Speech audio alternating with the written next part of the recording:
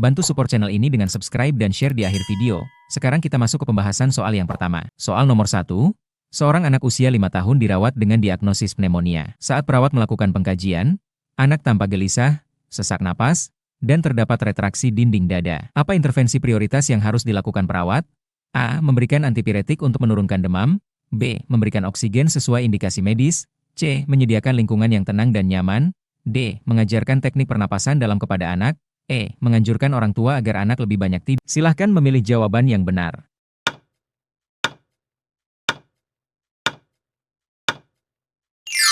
Jawabannya adalah B. Memberikan oksigen sesuai indikasi medis. Karena, pada anak dengan pneumonia yang menunjukkan tanda sesak napas berat, kebutuhan oksigenasi menjadi prioritas utama. Tindakan pemberian antipiretik atau menciptakan lingkungan nyaman penting, tetapi bukan prioritas utama. SKNI menekankan bahwa intervensi harus sesuai dengan kondisi fisiologis yang mengancam keselamatan, sehingga oksigenasi merupakan langkah yang paling tepat. Soal nomor 2, anak usia 2 tahun datang ke IGD dengan kejang demam. Perawat segera melakukan tindakan awal. Apa langkah pertama yang tepat menurut prinsip asuhan keperawatan anak? A. Memberikan obat antipiretik segera. B. Menurunkan suhu tubuh dengan kompres hangat. C. Menjaga jalan napas tetap terbuka dan aman. D. Memberikan diazepam rektal sesuai instruksi dokter. E. Menidurkan anak di tempat tidur yang empuk. Silahkan memilih jawaban yang benar.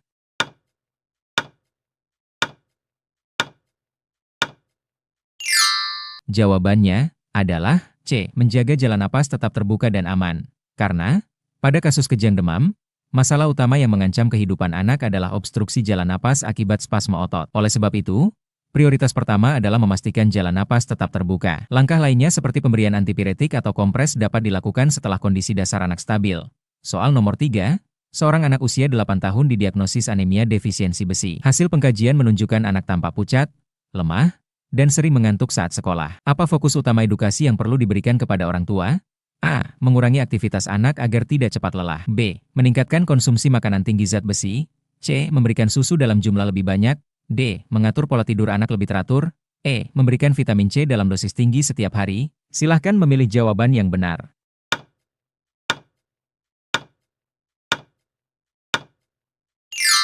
Jawabannya adalah B. Meningkatkan konsumsi makanan tinggi zat besi. Karena, anemia defisiensi besi terutama disebabkan oleh kekurangan zat besi dalam asupan makanan. Edukasi penting bagi orang tua adalah memastikan anak mendapatkan makanan kaya zat besi seperti hati ayam, bayam, atau daging merah. Vitamin C memang membantu penyerapan zat besi, tetapi fokus utama tetap pada pemenuhan kebutuhan zat besi. Soal nomor 4, seorang anak usia 6 tahun dengan asma mengalami serangan akut di sekolah. Guru melaporkan anak tampak sesak, batuk, dan sulit berbicara. Sebagai perawat sekolah, tindakan pertama yang paling tepat adalah A. Memberikan minum air hangat untuk melegakan tenggorokan. B. Meminta anak untuk berbaring telentang agar rileks. C. Membantu anak menggunakan inhaler sesuai resep.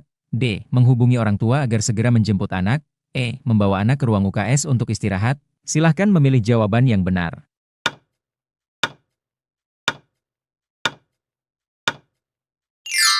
Jawabannya adalah C. Membantu anak menggunakan inhaler sesuai resep. Karena, serangan asma akut membutuhkan tindakan cepat untuk membuka jalan napas dan mengurangi bronkospasme. Inhaler, bronchodilator, merupakan terapi utama yang harus diberikan segera. Membaringkan anak justru memperburuk sesak, sedangkan menghubungi orang tua atau istirahat tidak menangani kondisi emergensi. Soal nomor 5, perawat melakukan pengkajian pada anak usia 10 tahun dengan diabetes mellitus tipe 1. Anak tampak mudah marah, sering haus, dan sering buang air kecil. Apa prioritas intervensi perawat dalam asuhan keperawatan anak ini? A. Meningkatkan aktivitas fisik agar kadar gula menurun. B. Mengatur diet anak dengan makanan rendah karbohidrat. C. Memberikan insulin sesuai instruksi medis. D. Mengajarkan anak untuk banyak minum air putih. E. Mengawasi anak agar tidak jajan sembarangan di sekolah. Silahkan memilih jawaban yang benar.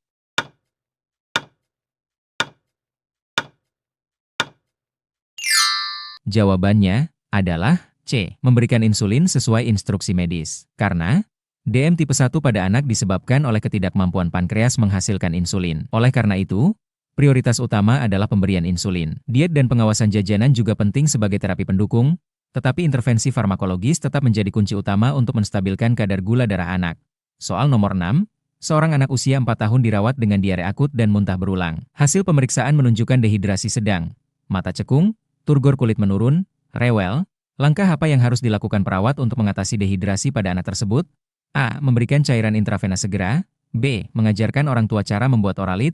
C. Memberikan obat anti diare sesuai resep. D. Mengajarkan anak minum air putih yang banyak. E. Menyarankan anak untuk lebih banyak istirahat. Silahkan memilih jawaban yang benar.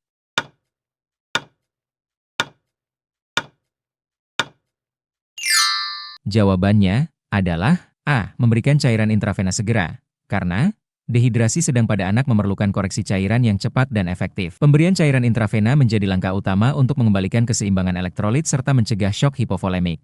Soal nomor 7. Anak usia 9 tahun dengan riwayat leukemia sedang menjalani kemoterapi. Orang tua melaporkan anak sering mimisan dan muncul banyak memar. Mengapa perawat perlu membatasi aktivitas anak pada kondisi tersebut? A. Memberikan makanan tinggi protein untuk pemulihan. B. Mendorong anak tetap bermain agar tidak bosan. C. Membatasi aktivitas anak untuk mencegah cedera. D. Mengajarkan anak cara menyikat gigi lebih keras. E. Menganjurkan anak tidur lebih lama. Silahkan memilih jawaban yang benar.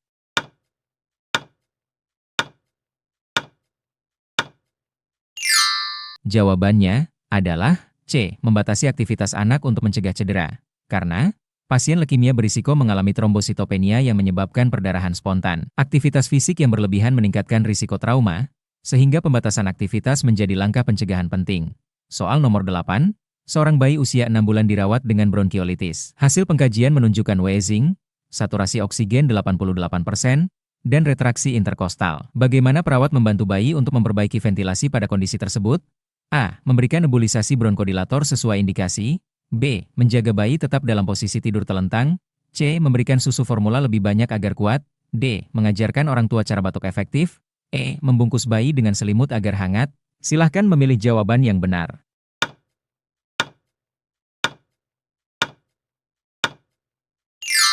Jawabannya adalah A. Memberikan nebulisasi bronkodilator sesuai indikasi. Karena nebulisasi bronkodilator membuka jalan napas yang menyempit sehingga membantu meningkatkan pertukaran oksigen. Tindakan ini lebih efektif dibandingkan hanya menjaga posisi atau memberi cairan tanpa koreksi respirasi. Soal nomor 9.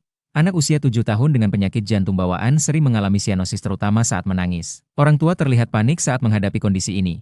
Bagaimana posisi yang harus diajarkan perawat kepada orang tua ketika anak mengalami sianosis? A. Membawa anak segera ke rumah sakit setiap kali sianosis muncul. B. Memberikan minuman manis agar energi meningkat. C. Membuat anak tidur lebih lama agar tidak lelah. D. Memberikan obat penenang agar anak tenang. E. Menempatkan anak pada posisi jongkok atau knee chest. Silahkan memilih jawaban yang benar.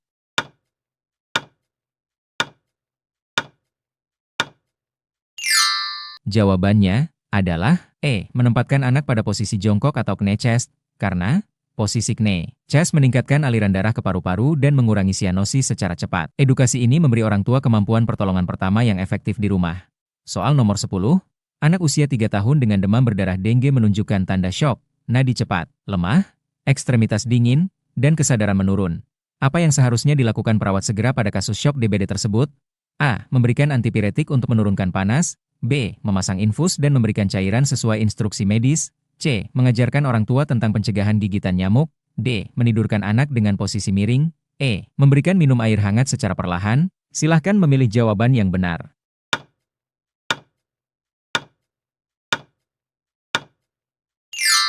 Jawabannya adalah B. Memasang infus dan memberikan cairan sesuai instruksi medis. Karena syok pada DBD terjadi akibat kebocoran plasma sehingga volume intravaskuler menurun. Tindakan paling krusial adalah resusitasi cairan intravena untuk mempertahankan perfusi jaringan. Soal nomor 11. Seorang anak usia 12 tahun dengan obesitas datang ke klinik. Ia sering diejek teman-temannya dan menjadi menarik diri. Apa peran perawat dalam memberikan asuhan keperawatan komprehensif?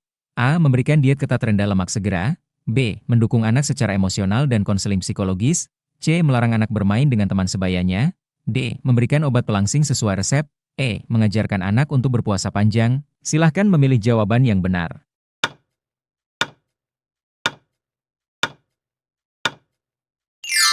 Jawabannya adalah B. Mendukung anak secara emosional dan konseling psikologis. Karena obesitas pada anak tidak hanya berdampak pada kesehatan fisik tetapi juga psikososial. Dukungan emosional dan konseling sangat penting untuk meningkatkan rasa percaya diri anak. Intervensi gizi dapat dilakukan, tetapi tanpa dukungan psikologis risiko depresi dan isolasi sosial akan meningkat. Soal nomor 12. Anak usia 6 tahun dirawat karena luka bakar derajat 2 di lengan. Saat dilakukan perawatan luka, anak menangis keras dan menolak disentuh. Apa pendekatan terbaik perawat? A. Melibatkan orang tua dalam proses perawatan luka. B. Memaksa anak untuk diam agar luka bisa segera dirawat. C. Memberikan hukuman bila anak menolak perawatan. D. Mengabaikan perawatan luka untuk sementara waktu. E. Menunda perawatan luka sampai anak tertidur. Silahkan memilih jawaban yang benar.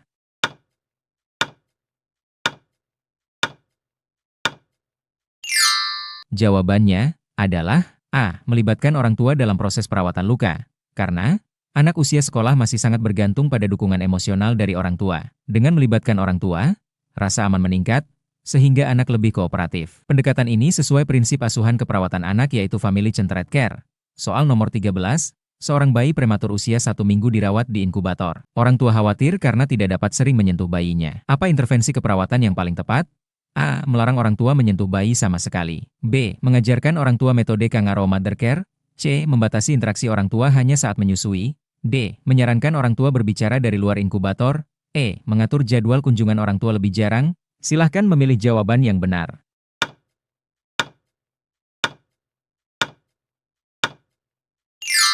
Jawabannya adalah B. Mengajarkan orang tua metode Kangaroo Mother Care. Karena KMC terbukti meningkatkan ikatan emosional, menjaga suhu tubuh bayi, serta meningkatkan keberhasilan menyusui. Perawat perlu memberikan edukasi dan mendampingi orang tua dalam melaksanakan metode ini sebagai bagian dari perawatan bayi prematur. Soal nomor 14, seorang anak usia 11 tahun dengan gagal ginjal kronis menjalani hemodialisis rutin. Anak tampak bosan dan tidak mau berbicara. Apa intervensi psikososial yang sebaiknya diberikan perawat? A. Mengatur jadwal dialisis lebih jarang. B. Melarang anak menonton televisi saat dialisis. C. Memberikan terapi bermain atau aktivitas sesuai usia. D. Meminta anak selalu tidur selama prosedur. E. Mengabaikan keluhan anak agar terbiasa. Silahkan memilih jawaban yang benar.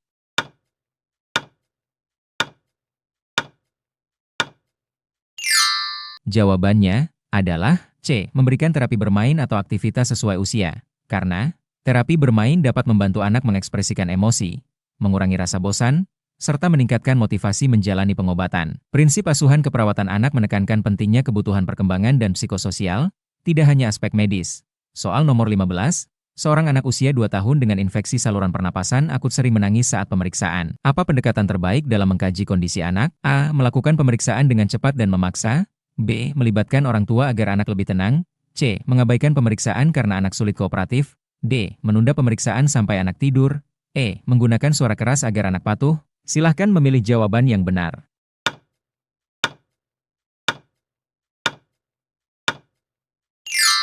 Jawabannya adalah B. Melibatkan orang tua agar anak lebih tenang. Karena anak usia balita cenderung merasa takut dengan orang asing. Kehadiran orang tua dapat memberikan rasa aman sehingga anak lebih kooperatif. Prinsip asuhan anak adalah traumatic care, yaitu meminimalkan trauma selama prosedur keperawatan. Soal nomor 16, seorang anak usia 13 tahun dirawat karena fraktur tulang paha akibat kecelakaan. Anak merasa malu karena harus menggunakan kursi roda di sekolah. Perawat berperan memberikan dukungan yang sesuai.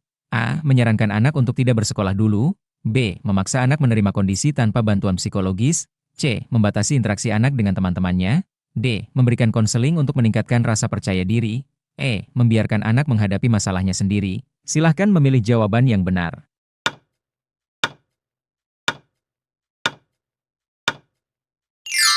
Jawabannya adalah D. Memberikan konseling untuk meningkatkan rasa percaya diri.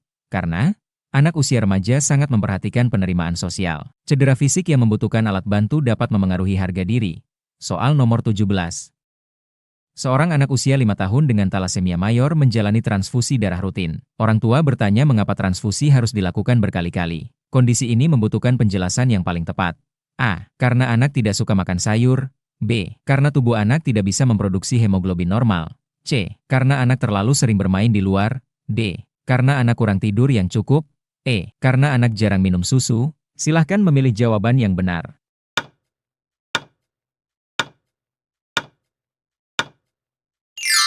Jawabannya adalah B. Karena tubuh anak tidak bisa memproduksi hemoglobin normal. Karena talasemia mayor adalah kelainan genetik yang menyebabkan tubuh tidak mampu memproduksi hemoglobin normal. Soal nomor 18, seorang anak usia 6 tahun dirawat dengan epilepsi. Setelah diberi obat antikonvulsan, anak menjadi mengantuk dan kurang aktif bermain. Situasi ini perlu ditindaklanjuti oleh perawat dengan langkah yang sesuai. A. Menjelaskan efek samping obat dan cara pemantauannya. B. Menyarankan penghentian obat segera. C. Melarang anak bermain sepenuhnya. D. Mengabaikan keluhan karena hal ini normal. E. Mengurangi dosis obat tanpa instruksi dokter. Silahkan memilih jawaban yang benar.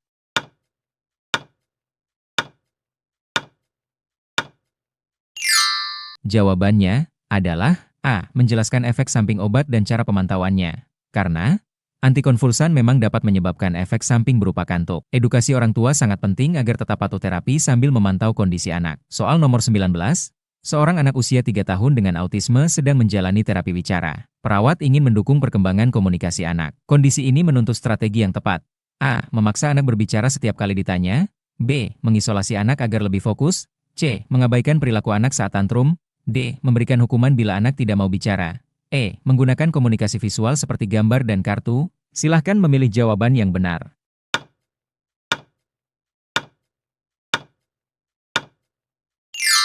Jawabannya adalah E. Menggunakan komunikasi visual seperti gambar dan kartu. Karena anak dengan autisme sering lebih responsif terhadap stimulasi visual dibandingkan verbal. Strategi komunikasi visual membantu anak memahami pesan dan melatih keterampilan berbahasa. Soal nomor 20. Seorang anak usia 8 tahun dengan kanker tulang harus menjalani amputasi. Anak menangis dan bertanya apakah ia masih bisa bermain dengan teman-temannya. Situasi ini menuntut perawat memberikan penanganan psikososial yang tepat. A. Menghindari pembicaraan tentang amputasi agar anak tidak sedih. B. Memberikan dukungan emosional dan menjelaskan penggunaan alat bantu. C. Menyuruh anak berhenti menangis karena sudah tidak ada pilihan. D. Membiarkan anak menemukan jawabannya sendiri. E. Mengalihkan perhatian anak dengan mainan tanpa menjelaskan. Silahkan memilih jawaban yang benar.